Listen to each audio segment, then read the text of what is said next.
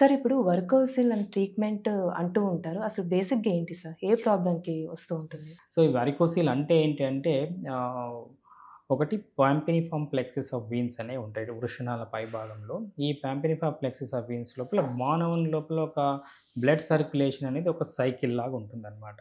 Arterial are oxygenated blood అనేది వృషణాలకు వచ్చి heart నుంచి అక్కడ మళ్ళీ డీఆక్సినేటెడ్ బ్లడ్ అనేది వీన్స్ ద్వారా రక్తనాళాలు సిరలంటారు తెలుగులో చెప్పాలంటే.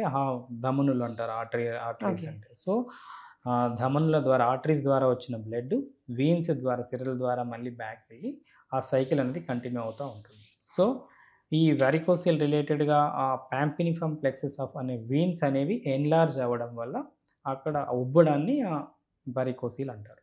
సో, ఈ వారికోసిల్ రిలేటెడ్‌గా యూజువల్‌గా పేషెంట్ ప్రెజెంటేషన్ ఒక స్వెల్లింగ్, వాపు రావడము, లేదంటే వెరీ రేర్‌గా కొద్దిమందికి పెయిన్ రావడము.